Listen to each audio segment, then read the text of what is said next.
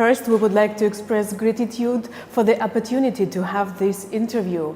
And also, I think it's important to highlight that that is worldwide exclusive. It's your first interview for the last 8 years. And my first question, why did you decide to disappear? Why did you decide to stand by your husband and to keep silence all these years? Well, from my perspective, it was never a question of preference. I stood by him because my conviction didn't tell me otherwise. As for the publicity, I've never been one to chase it, so I couldn't really answer your question. Okay, let's start from the Syria before the war. What do you remember about this country? Well, Syria before the war was undergoing considerable change in many areas. Examples included significant economic growth, the opening up of the economic landscape, unprecedented legislative reform, and the emergence of a new generation of civil society organizations. Now, in spite of this progress, no doubt many challenges remained, not least in terms of insufficient economic opportunities for a young population, the unequal distribution of income, the unprecedented consequences of a drought that Syria had never seen before, as well as the influx of over 1 million Iraqi refugees. Throughout all of this, my role has always been to strengthen Syrian social fabric and support its local communities.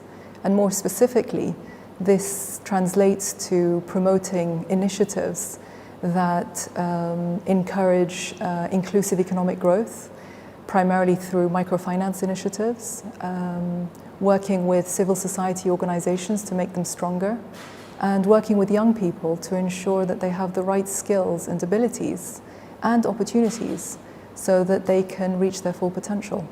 Being the First Lady comes with many responsibilities. I would like to know about your goal at the beginning of this important way. Well, I'm not sure if you know, but I used to be an investment banker. I was heading to Harvard to do an MBA. So you could say that becoming First Lady was never a part of my career plan. This position doesn't come with a job description or a manual. And so I decided to approach it from a citizen's perspective. What could I do to make my country stronger and fairer?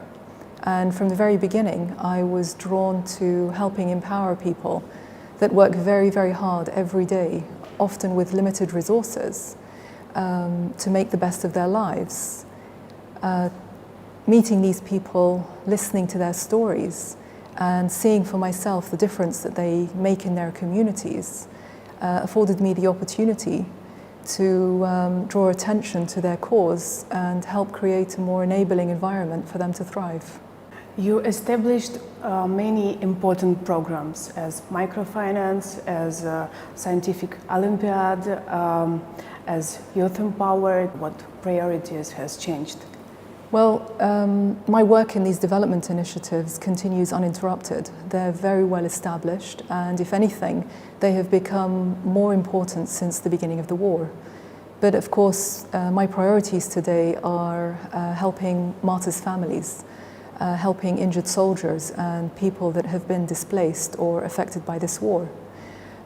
It's because of these people that Syria is standing today, and we owe it to them to honor their sacrifice. A lot of my work involves ensuring that they have the essential means to reintegrate into daily life, whether it's prosthetics for the injured, or work opportunities for widows, or dignified arrangements for the displaced. If I'm helping Syrians, then ultimately I'm helping the president as well.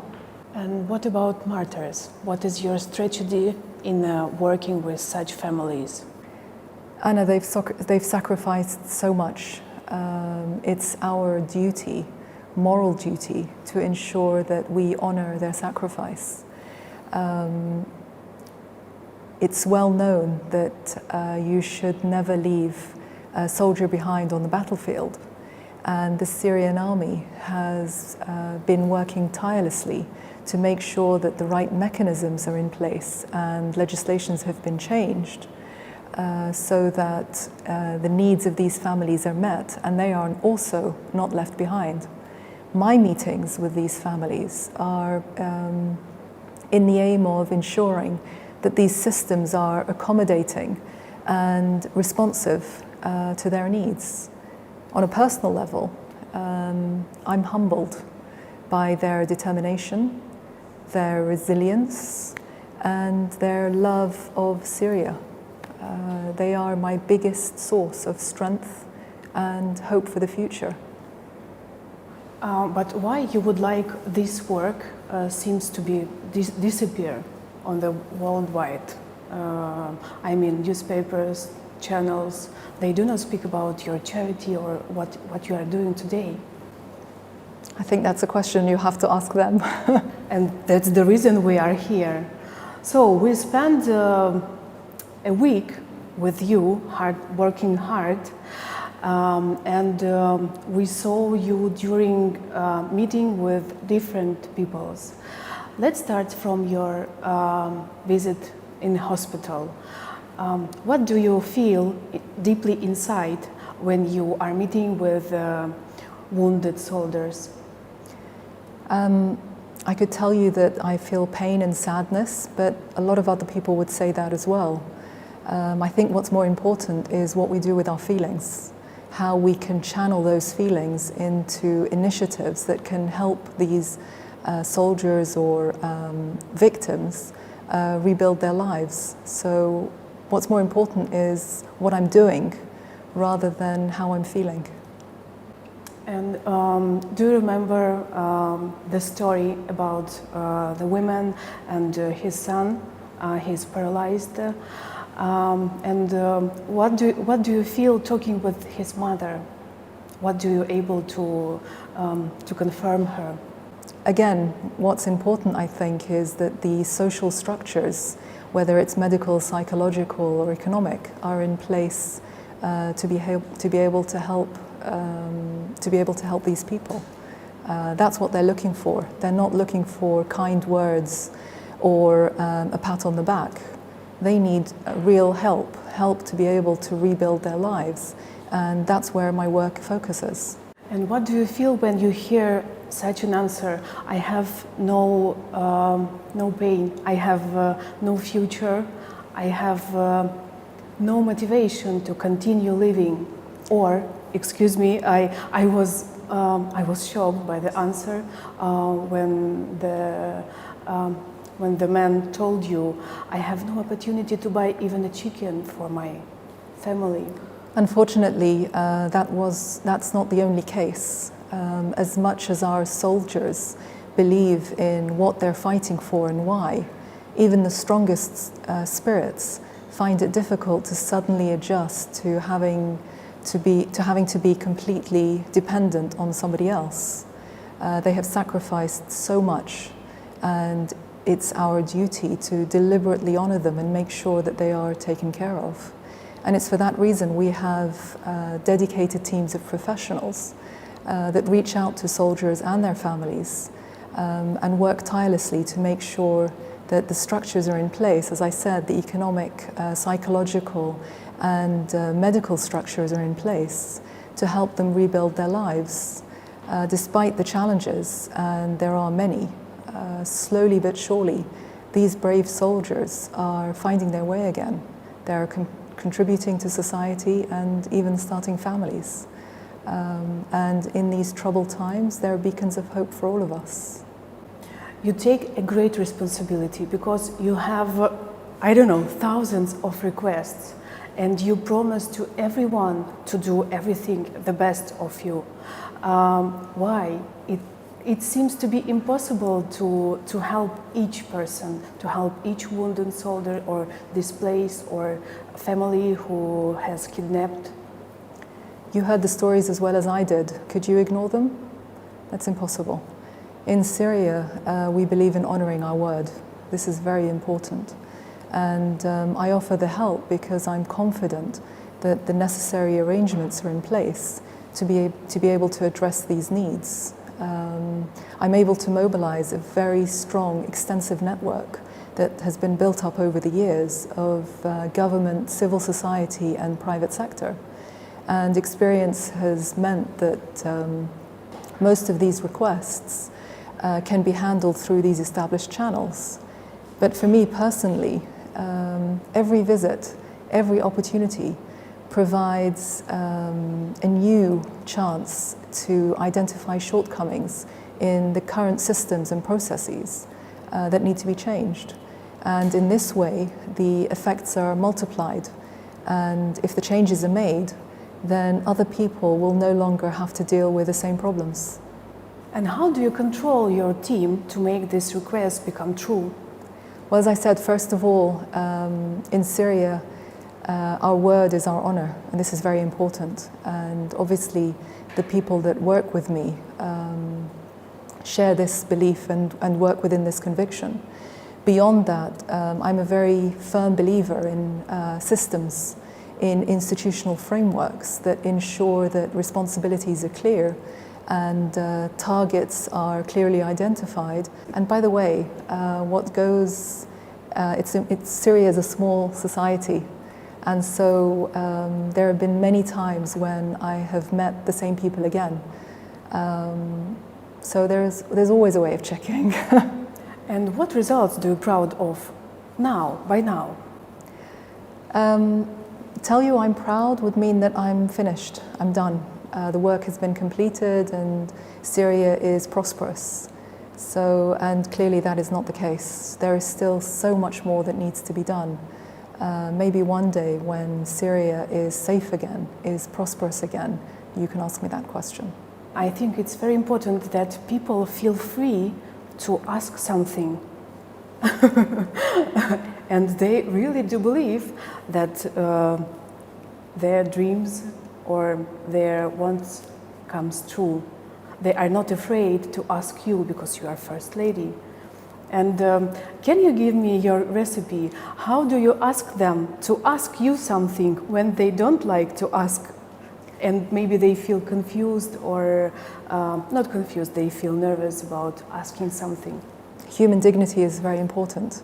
And as much as possible, I try to make sure that people are not embarrassed or offended in any encounter that we have. And so I'm proactively always asking what it is that I can do to help and how can I help alleviate some of their hardships. And I always say to them, you're not asking, I'm the one who's asking. It's my job to ask. It's my duty to ask. And in that way, I hope that I can encourage them or help them to be more forthcoming. And the following question about safety. So we accompanied you in Syrian Trust in Development, and we also accompanied you on the way to this center, and you drive by yourself. Why do you allow this risk? Very simply, I refuse to live in fear, Anna. Everybody in Syria, you could say, is at risk today. So why should I be any different? More importantly, how can I encourage people to continue living their lives, going to work and sending their children to school, if I don't do the same? That would be hypocritical. But to be honest, the greater risk for me personally is to be isolated from day-to-day life, because ultimately there is no substitute for being directly engaged on the ground. And your way to Esuelia? We know that one piece of this route was greatly dangerous because from the one side there was territory that is under Daesh control, from the other side they're also under terror control. So why? For us it's incredibly that you drove. I saw by my eyes you drove alone in your car. I do appreciate your concern, but from my perspective, these are Syrian women, mothers and daughters, each in their own way trying to deal with the hardships that have been brought about by this war. And crisis or no crisis, my interest is always to extend help to those who need it. And this is a priority above all other considerations. I continue to insist that I remain as accessible and approachable as possible because, again, there is no replacement for human interaction. It's how I learn and it's how I'm able to make a difference. You're constantly exploring the country despite this risk, and you met with the people a lot. And what mood do you meet? What do they talk about? What do they ask you?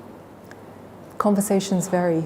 There are stories of courage and resilience, stories of tragedy and hope, but always, the bigger question on everybody's mind is when will Syria be safe again? When can we go home? Since the first meeting with Mr. President and after all these years you are together, is he the same person as you once decided to marry? In many ways, yes. He is the same person I met before he became president. He's very calm. He's very thoughtful and always polite. But probably one of the best things about him is that he is so easy to talk to. You can talk to him about anything and everything, and that's great. And how does difficult military tasks or other difficulties of nowadays influenced him? Well, of course, the responsibilities are much greater than before. The burden is tremendous. And that is where all his energy is focused and the majority of his time. But one of the things I admire as well about him is that despite these burdens and the demanding schedule that he has, he always tries to make some time for his family, especially our 3 young children. He takes his role as a father very seriously. He's a very giving man. Mm-hmm. And what about you? What principally changed in you during these difficult times? I'm no different to many other people in Syria, Anna. My family has been affected just as any other family in Syria. We are constantly moved and saddened by the tragedies that this country faces on a daily basis. And after 5 years of war, I think it goes without saying that in every home in Syria, there is a sadness that pervades, and ours is no different. And how did your family cope with the tragic loss? I mean, brother-in-law of Mr. President. Well, as all families cope, there is not a family in Syria that has not lost a loved one. Today, parents are attending the funerals of their children rather than their weddings. Grandparents are having to come out of retirement to help care for their grandchildren. And the number of single-parent families multiplies every single day. Some have lost 4, 5, 6 or more members. And that is a huge burden on the whole of society. So when you put our loss into perspective, it's by no means unique, and it doesn't deserve to be singled out. We cope. How do other people cope? We persevere, we continue. Okay, the day when the Ministry of Defense was attacked, do you remember this day? Both you and Mr. President continue with your agenda, and what was more surprisingly for us, that you take your children to the school. Why? It's once again I have to ask the question about the risk. The incident you refer to was in 2012, so quite early on in the crisis. At the time, my eldest was 10 and the youngest was no more than 7. So understandably, they were all frightened. The sound of gunfire was very close by. But the morning of that attack, I knew that this was going to be one of the most profound moments of their childhood. My instinct at the time, and I remember the day very vividly, as if it was yesterday. My instinct at the time was definitely not to run or to hide. And when I called the school and was told that they were open as usual, the decision was made. As I was walking my children to school, my youngest asked me whether I loved him.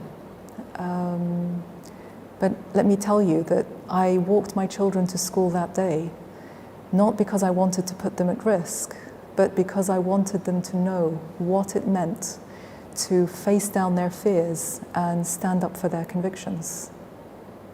And we know that this vacation they spent being volunteers. What was their impressions? If they share with you, of course. Of course. Today, Anna, two of them are no longer children. They're teenagers. But unfortunately, like the majority of their generation, most of their childhood has been spent in a war. This has forced them to grow up too quickly. But I like to feel that it's also helped them appreciate what really matters in life. And so almost every day, they'll come home with stories to share and questions to ask. And as you can imagine, I'm no longer the one setting the topic of conversation or determining what information they have access to. Sometimes they're angry and frustrated, sometimes they're sad. I believe it's my role as a mother to help them develop the skills that they'll need to formulate their own opinions and navigate the world around them, as opposed to telling them what they should be thinking or how they should be feeling. And ultimately, if I'm successful, they'll grow up to be independent thinkers. And how did sanctions influence, first of all, the Syrian people and you as family? Well, I don't think it's a secret to anyone that the sanctions on Syria today have affected Syrian people in very much the same way as the sanctions in the 90s affected socially, seriously, and mortally the Iraqi people. The only difference is that today nobody can claim, and especially those that enforce the sanctions, they cannot claim that they did not foresee the consequences on ordinary Syrian people. You have to ask yourself, where is the benefit of sanctioning basic food commodities? Where is the benefit of blocking vital access to medicines and healthcare equipment? Only a few days ago, I met with an old man who had just been diagnosed with cancer. And he was worried that he was not able to get the treatment that he needed because the chemotherapy was no longer available. That's what these sanctions are doing to ordinary people. And this is only one example. In fact, just a few weeks ago, I think it was actually last week, the UN released a report that cited the significant increase in poverty and the unmeasurable suffering to ordinary Syrians as a result of these sanctions. What's most ironic is that they were imposed by the so-called Friends of Syria. What this report doesn't tell us, Anna, is that the situation would have been much, much harder had it not been for Syria's true friends who have stepped in and helped offset some of the political and economic consequences of these sanctions. And in this regard, Russia has been tremendous. It has and continues to provide invaluable humanitarian and economic assistance to Syria. And it's these noble efforts that have helped loosen the chokehold on ordinary Syrians. And this is something we'll never forget. I think as for the sanctions targeting me specifically, They are, I don't think they are significant, especially when you put things into perspective. So let's continue with the humanitarian issues. Can you describe the situation? Because we have very controversial information, for example, about the situation around Aleppo. Much has been said about the humanitarian situation in Syria, but in truth, the severity of the situation is beyond comprehension. The displacement, the poverty, the sickness, the suffering is possibly unprecedented. Ironically, Western media organizations have chosen to solely focus on the plight of refugees and those caught up in rebel-held areas, whereas in fact the vast majority of people displaced are living across the rest of the country. And these people, as much as anybody else, matter. And nobody has the right to dehumanize them based on the lines of a map. Now, in terms of our aid efforts, we are of course extending emergency humanitarian assistance, but there's also an urgent need to restore people's ability to access public services. And this is very, very important. Beyond this, there are programs that are in place that offer psychosocial services, vocational training, and small interest-free loans. Educational support is also provided to children who are struggling or have been out of school for a long period of time. Ultimately, our mission is to ease the dislocation and to remove the indignity that these people have had to endure. And we must continue to do this to the very best of our ability with all the resources we have available to us. I would like to ask about your reaction on different criticism from European press or US press. What do you feel during you read these articles or you see some TV sets? What do you feel? What do you would like to tell the people who target you? Well, first of all, I think it's to be expected. It's part of the position, or it comes with the territory, as they say. Even as this interview wraps up, it's almost certain that I will be subjected to some pretty harsh criticism by certain people or media organizations that are only interested in portraying me in a negative or even superficial manner. That's their agenda, and there is nothing I can do about it. I think these comments are primarily used to test who we are as individuals. And if you do not remain grounded when you hear the positive, you're more than likely to fold when you hear the negative. You may remember also that at one stage I was the Desert Rose, the elegant First Lady bringing reform, and so forth. As nice as these comments may seem, they actually don't have a lasting impact on me. What's important is that I remain humble and true to who I really am. And as I said, if the positive don't get to your head, then the negative are not going to hurt you either. Okay, and what is about the future? How do you imagine and how do you would like Syria to be as soon as possible? Syria comprises of land that has been continuously inhabited for a very long time. Over thousands of years, this soil has been exposed to dozens of wars and invasions, and some areas were completely destroyed. I know that Syria can and will rebuild itself. What's important is that we tackle the internal and external factors that fueled and prolonged the war. We owe this to future generations. As Syrians, we've always prevailed, and this period in our history is no different. It is known or often said that Syria means rising sun, and Syrians will rise again, that I can assure you. And the last question, during all the war times, you didn't flee the country. Did someone recommend you to flee to save your life, and what was your response? Well, you're right on both counts. First of all, I've been here since the beginning, and I never thought of being anywhere else at all. And secondly, yes, I was offered the opportunity to leave Syria, or rather to run from Syria.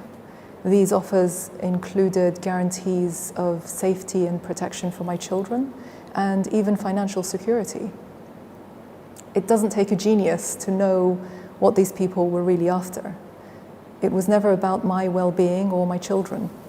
It was a deliberate attempt to shatter people's confidence in their president.